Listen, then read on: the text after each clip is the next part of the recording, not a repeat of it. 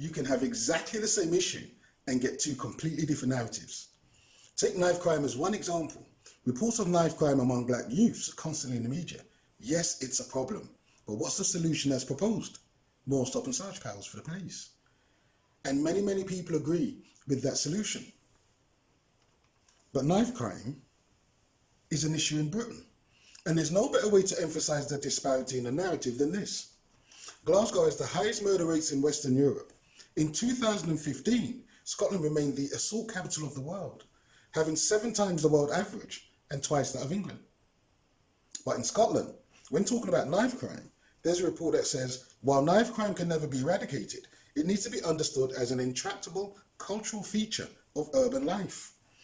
To successfully tackle it, there needs to be a shift in the understanding of the root causes of the problem and what a durable solution might look like.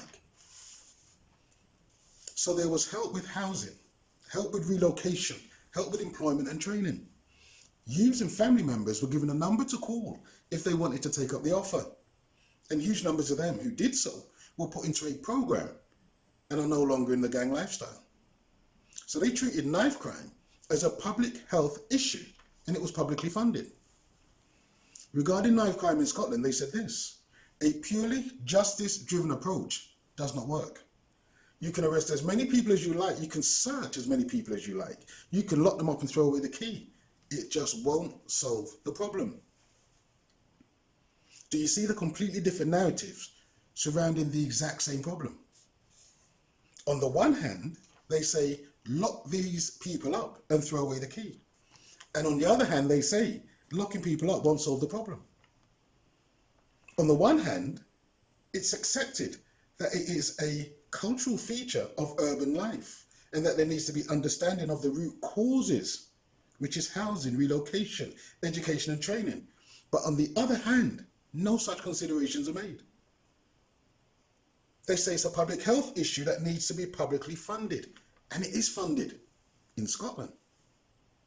But on the other hand, the policy is to put messages into fried chicken boxes saying, don't stab people.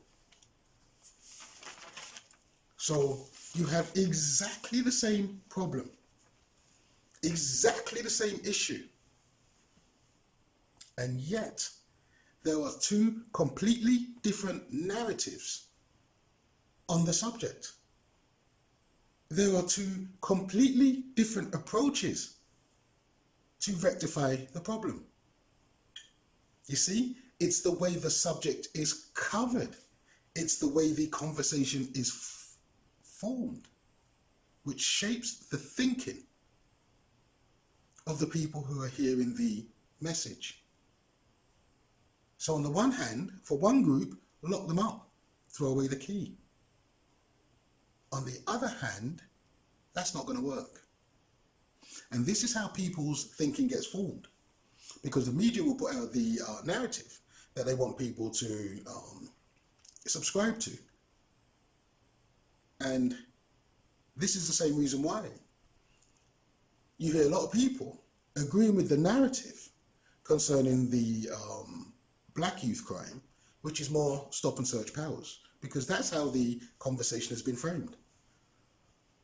But with regards to the issue up in Scotland, which is another part of Britain, the conversation is completely different. The narrative is completely different. And this is how they shape the opinion as to what needs to be done in order to deal with this particular problem. Thank you for watching. Please share and subscribe. More videos coming soon.